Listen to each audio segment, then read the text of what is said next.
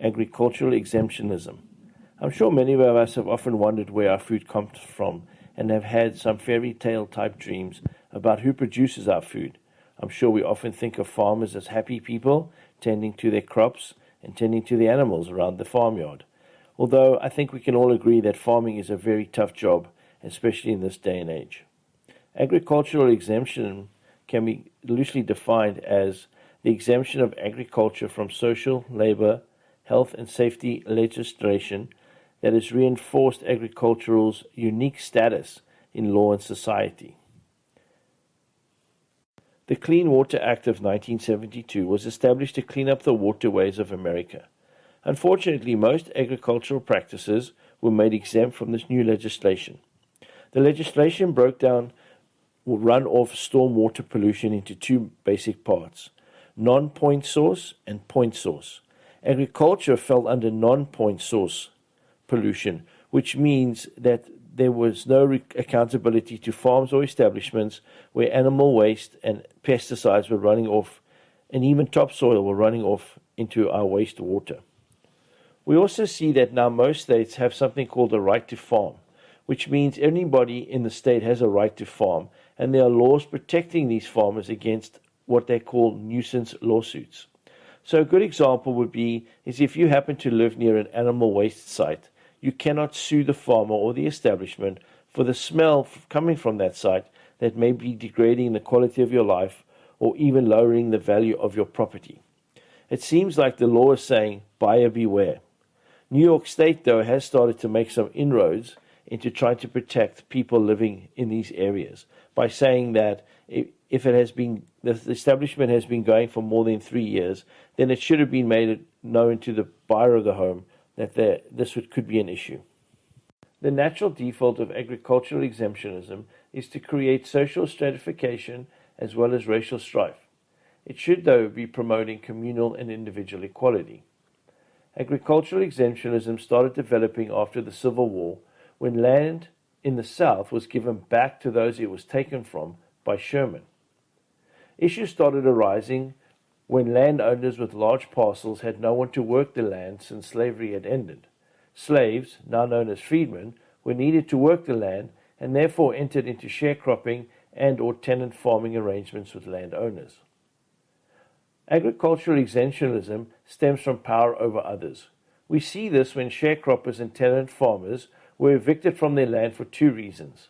One, they wanted to unionize for a better wage as well as better conditions, and two, when the government started to realize that these tenant farmers and sharecroppers were feeding the nation and therefore should be getting some assistance from the federal government.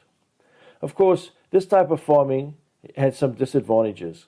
Land had to be broken up into smaller pieces because most of the land was worked by small families, and therefore no economy of scale was there to decrease costs and increase prices.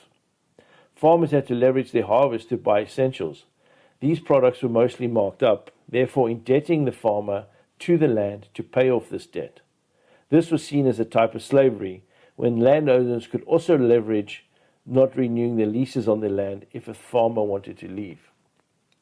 During the President Roosevelt era, he made a deal with the Southern Democrats to leave farm and domestic workers, predominantly black workers, out of the new National Labor Relations Act of 1934, which meant these farmers and workers had no protection when wanting to join a union.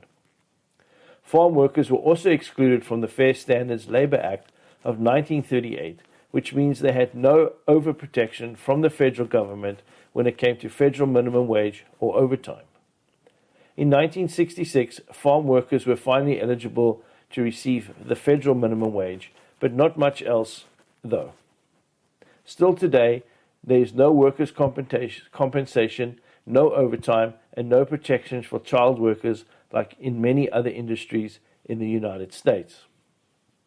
In 1966, Cesar Chavez formed the United Farm Workers for better conditions and rights. The short-handled hoe, used to harvest mostly lettuce, became the symbol of this new movement, as it led to back issues and other health issues due to having to be bent over all day to harvest lettuce. In 1970, the United Farm Workers helped to ban this tool. Interesting enough, even today in the Dakotas during harvest, schools are let out early so students and children may help their families harvest. Farm workers are still excluded from many federal protections today, including child labor laws. Considered one of the most dangerous types of work, yet only about a third of farm workers have any sort of health insurance. As you can see from this graph, between the years of 2003 and 2016, 237 child fatalities were recorded on farms or in the agricultural industry. Low wages are also a problem in the agricultural industry, making it impossible for farm workers to meet their daily requirements or even get out of poverty. And as you can see from this graph, the average non-farm wage is about double the average farm wage for non-supervisory positions. Discrimination is still very evident and alive both at the state and federal levels as measured against other industries in the United States of America. Working conditions and sanitation are still very poor for farm workers. One farm worker having said he had never seen a portable toilet in the fields in all his life. This was evident in an outbreak of a foodborne illness linked to melons, which was a finding linked to poor sanitation of field workers while they were picking the melons. Campaign and lobbying contributions also are taking a huge impact on the shape of policy, notably the Farm Bill. Leveraging financial power allows for agricultural exemptionalism to be kept firmly in place, protecting those who benefit the most. Federal law also protects animals and the well-being of animals in slaughterhouses, except of course for chicken and turkeys, which make up about 98% of all animals raised for food. The environment is also impacted by agricultural exemptionalism. Waste from raising animals for food is the biggest polluter in the USA. Yet this waste is not treated and is getting into our water supply. The government is doing very little to police these issues at this time. Agriculture is also very powerful, and we see this in the Trump administration when they had to walk back their policy on halting immigration of foreign workers to help harvest the food that we eat. No industry was able to do that. Senators supporting farmers used the slogan, "Food security is national security," as a platform to have this happen. We also see undocumented workers during the pandemic becoming essential workers overnight, putting strain on the immigration system. Codus Alimentarius, Latin for Food Code, was established in 1963 by the Food and Agricultural Organization of the United Nations and the World Health Organization. It has 188 members, with the US being the largest, and was created to have a more common ground for the trade of food because of the globalization of our food supply. Its main mission is the international food safety and standards. Although these standards do not exceed member countries' food safety legislation, it does allow for the removal of trade barriers as well as the free and fair flow of food between nations and protects the health of the consumers all over the world. Standards and guidelines for Codex are based on scientific data, which the US is the largest provider of this data. In 2022, the USDA worked with CODIS in the attempt to reduce heavy metals in food, with lead being its main focus. Although Codex protects food and allows for safe international trade of food, it does little to nothing to address the people and farm workers producing the food.